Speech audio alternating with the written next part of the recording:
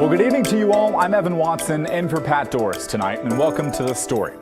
We're going to talk this evening about free speech. It's foundational to the work we do here as journalists, and it's foundational for you, the public, to be able to tell your government how you feel, even if they don't like it. So at what point can the government shut you down? That's our big story tonight. Since the start of the pandemic, which incidentally was 4 years ago this week, school boards have been the target of a lot of attention. It's not easy to be a school board member. The hours are long and many don't get paid for it, but they're still elected officials. A mom in Gladstone says she went to her local school board to tell them about the things she didn't like at her kid's school, and they told her she doesn't get to speak at board meetings unless they approve what she says ahead of time. Our producer, Ashley Koch, has this story.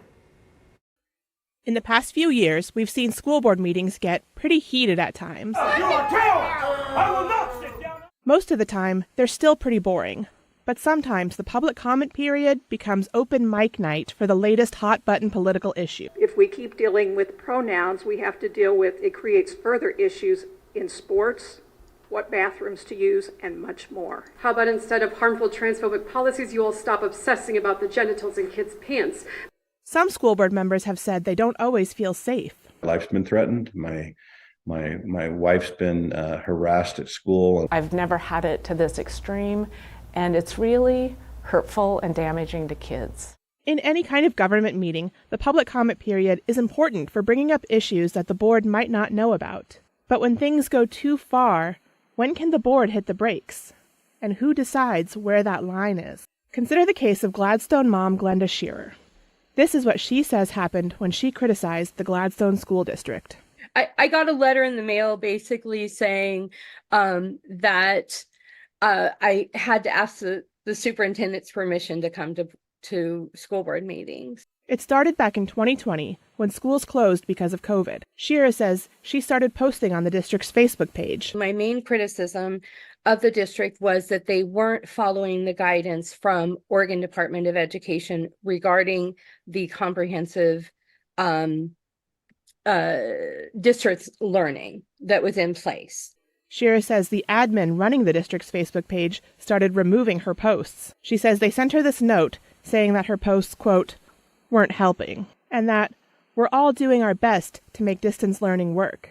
The admin told her that if she can't, quote, be positive, she'd be removed from the page. But it didn't stop there. Just continued to escalate of not allowing me to tag them on social media. Shearer was then told that if she wanted to speak up at school board meetings, she'd have to send them her comments in advance for approval. Say I had to submit my comments ahead of time, and they would go through and then send me an email and say, oh, you need to change this. An email from then board chair Greg Lind in 2021 to Shearer stated, please stick to your submitted comments. And if a person goes off script, I will have to mute them. And they didn't let me read it. And it had some pretty significant criticisms of failing to provide students with pencil paper packets and just basic things that as a teacher and educator, I knew that they needed to be doing.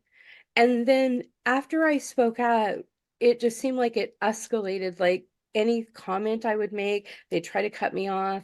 Another email to Shearer in 2022 from then board chair Steve Stewart says, unfortunately, since you do not wish to follow the set procedures and submit your comments ahead of time, I regret to inform you that I cannot allow you to speak. And another email tells Shearer that she needs to edit the first paragraph of her comments. The district just doesn't want to hear my criticism, and I'm not calling names. Shearer says she continued to voice concerns about the district and called out specific district employees until she was banned from district property by Superintendent Bob Stewart. Now she's suing, challenging the policies. Her attorney says it's a case of prior restraint, a violation of the First Amendment protection on free speech. Shearer's attorney, Dean McGee. Prior restraint is essentially when the government tries to regulate and censor speech before it's even uttered. That's the gist of it. The First Amendment strictly limits when the government may use prior restraint. They are allowed to put restrictions on public comment, like time limits. Is this demand that the public pre-submit their comments to a government board for review to make sure that the government board is pleased with the comments before they're spoken out loud. It's really outrageous. The district chose not to comment on this story or answer written questions from KGW. They did provide us with copies of the emails sent to Shearer that confirm she was told to pre-submit comments and later banned from meetings. Gladstone School Board meeting policies state that all regular, special, and emergency meetings of the board will be open to the public, and that the public has a right to attend public meetings held in open session and may be invited to share comments, ideas, and opinions with the board during designated times on the agenda. We couldn't find any policy that lays out grounds for removal from school board meetings, although their policies forbid calling out district employees by name. Shearer's attorney says this rule is too broad to stand up to the First Amendment. There's a whole section of the meeting about recognizing something like recognizing teachers and students, and that's a really nice thing to do. But when you're saying essentially that school officials can be spoken about positively, but they cannot be criticized, that's viewpoint discrimination. The school board policies also state that all members of the public attending school board meetings must treat each other and the board with respect. McGee says that's also too broad. And that's just not a demand the government gets to make. Glenda happens to be a very respectful person, and I think she's conducted herself respectfully, but she's allowed to make criticisms, and a government board can't vaguely tell you that your free speech rights are determined on whether or not you respect them. But Jim Oleski, a law professor at Lewis and Clark, says some courts have decided that boards can establish rules around decorum in meetings and prohibit the discussion of individual employees. But the bar is high. Is treating people with respect, is that too vague? If that empowers a government official to enforce it very differently with respect to the people they like and the people they don't like, that starts to raise a danger of violating the free speech clause. And he says the Supreme Court of the United States has recently shown a lot of interest in protecting free speech. One thing that is pretty clear is that if the policy prohibited only criticism but allowed praise, that would be what we would call viewpoint discrimination. And the courts would be very likely to find that unconstitutional. Shearer says she just wants to have a voice at the meetings. The school board member is elected to be my representative in public education. And so in order for that person to do his or her job, they need to know what the public wants and what is important to the public. And yes, it is an uncomfortable conversation. Ashley Koch, KGW News. Well, now's your chance to weigh in. Where's the line when it comes to publicly criticizing elected officials? Do you think a school board should be allowed to ban members of the public if they feel that person is being disrespectful or continually criticizing them? Let us know how you feel. Email the story at kgw.com or call and leave a voicemail, 503-226-5090. We now move from the school board to the state library in Salem, where Governor Kotek faced the press this morning to talk about this year's short session. Her priority all along was on housing, and she got most of what she wanted. But the other big headline was, of course, House Bill 4002, the bill to recriminalize hard drugs starting in September. The governor made clear today that she will sign that bill, but she hasn't done it yet. She spent much of her 40-minute press conference talking about her housing bills and 4002. Our Blair Best covered those aspects in our earlier shows today. You can find them on our KGW YouTube channel. We're going to focus on another big issue that she was asked about today, tolling. As you may know, we've been covering this issue all week here in the story after Kotek sent a bombshell letter to the State Transportation Board telling them to stop the regional tolling project that would have put several tolls along I-5 and I-205 in the Portland Metro. By removing tolling for now, the question becomes, how will current and future ODOT projects be funded? The governor says that is up to the legislature. We have to talk about different ways to fund transportation. Certainly, the traditional gas tax is always part of it. Fees, for having a vehicle, but also we have to look at other things. That's why tolling was brought into this conversation in 2017. What my decision said is the process that was started in the 2017 legislature was not ready to go all the way through. That doesn't mean tolling in itself as a mechanism shouldn't be considered, but we got to this point where if we're going to spend more money to stand up the tolling infrastructure here in Oregon, we needed to have more certainty. And we were planning to spend a lot of money to do that. And frankly, I didn't think we knew we'd have the certainty to actually implement it. Now, the legislature needs to look at the different ways to fund transportation. I think you have to talk about all the sources, including tolling, to figure that out. But the legislature has to reset the conversation. The way it was set up for the metro area with the regional pricing project was not going to work. So they need to go back to the drawing table and say, is this part of the future conversation? And how do we get buy-in? And how do we address issues like diversion when tolling, if tolling is going to go into place? Things that were not addressed appropriately at this point. So I will be starting the conversation with legislative leadership about what's your plan? What are you doing around transportation? This is going to be a topic for 2025. And that conversation starts now. Another big conversation for ODOT officials right now is what to do with projects that have either already started or on the cusp of getting underway. Two main ones include the Abernathy Bridge project and the gargantuan Rose Quarter improvements. It's worth noting that just this week, the Rose Quarter project got $450 million from the federal government to help build a cap or a lid over I-5 in an effort to restore the Albina community. But even with that money, tolling was another stream to help pay for that. And for the moment, that stream has run dry. The legislature, one of my priorities for 2025 is that the funding that they can pass will actually follow through on the commitments we made 8 years ago. Rose Quarter, Abernathy Bridge. I want to be really clear with legislators. We have to do the basics and commit the projects that are in the queue before we start new projects. And so they're going to have to figure out how to fund those things first before we talk about any new projects. And that's Rose Quarter, that's Abernathy. Abernathy will be done, but with our other things on 205, there are other things in the metro area, and there are other projects around the state that we've committed to. They have to get funded and done before we start anything new. Plus, we have to have basic maintenance and all those kinds of things as well. We told you several times this week, but we'll say it again. As it stands, the hallmark issue for the 2025 legislative session in Oregon will be transportation funding, and you can bet we'll be watching. Up next on The Story, one of the big races we're watching for the upcoming primary election is Multnomah County District Attorney. Today, the current DA Mike Schmidt and his challenger Nathan Vasquez faced off in their first debate. We'll bring you the highlights as well as details on another debate between these two that will be right here on KGW when The Story returns.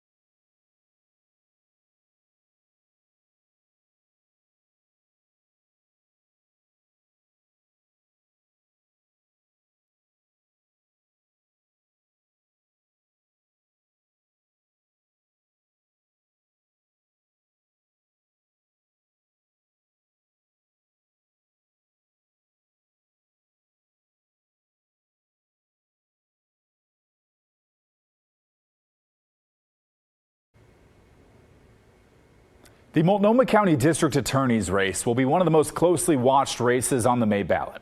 Today, DA Mike Schmidt and challenger Nathan Vasquez met on the debate stage for the first time. Schmidt pointed to his track record since taking office in 2020, while Vasquez argued the problems facing Portland are due to Schmidt's failing policies. John Adams has more. The race for the Multnomah County District Attorney's Office has already proven to be contentious, and on Thursday, the two candidates shared a debate stage for the first time. Deputy District Attorney Nathan Vasquez blamed District Attorney Mike Schmidt's support for Measure 110 as a reason why open fentanyl use has proliferated in Portland city center. He also blamed Schmidt for a fractured relationship between the District Attorney's Office and the Portland police. Sadly, under Mike Schmidt, our community has become unsafe. His failed policies, his mismanagement, and his broken partnerships have resulted in record homicides, record car thefts,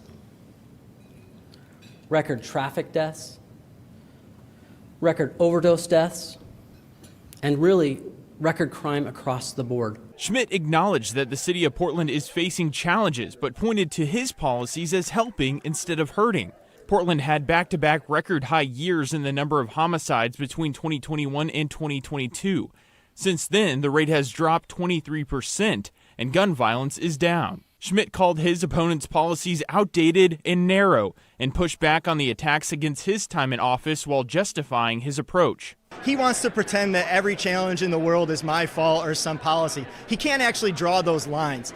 My strategy and my style is more like, all right, challenge, and then what did we do, and what's the result? And so if it's gun violence and we're seeing that go down, still needs to go down more, and we're working on that. But if it's auto theft, we saw a spike, now it's going back down. Retail theft, I mean, it's problem after problem.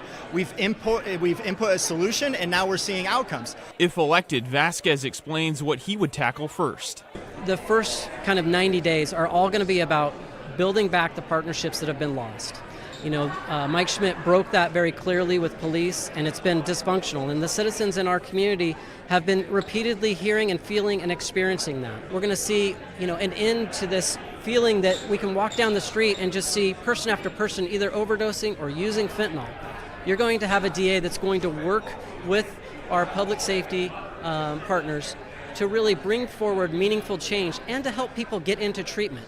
Schmidt, a former supporter of Measure 110, backed the passage of House Bill 4002 that recriminalizes public drug use in the state, but says giving an offender an option for treatment instead of jail time is key for users and law enforcement. And we want police officers to have an option that isn't jail to take people to, because I think voters here in Multnomah County still want people to get help. We all know that jail is not going to solve somebody's addiction problem. The candidates will debate again just weeks before the primary election right here on KGW. That's on May 2nd. The election takes place on May 21st. Up next, dispatched to disasters. A Fairview man spent his career as an incident commander for some of the biggest emergencies in the country, including 9/11. But now he's left struggling to get the treatment he needs. We'll explain when the story returns.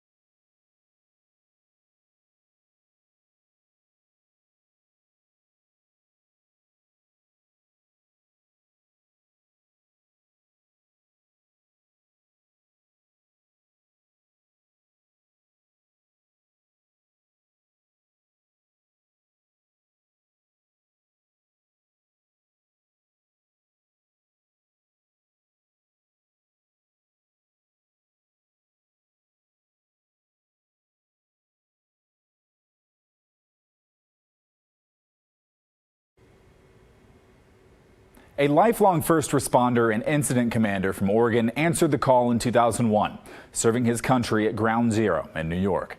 But now, more than 2 decades later, he's fighting for medical benefits and a new set of lungs. Alma McCarty shares this story.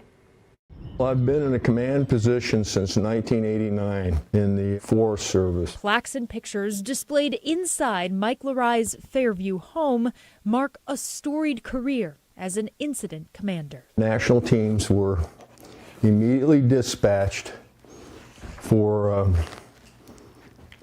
major disasters, presidentially declared disasters. His missions took him far and wide, responding to hurricanes in the east to battling wildfires in the west.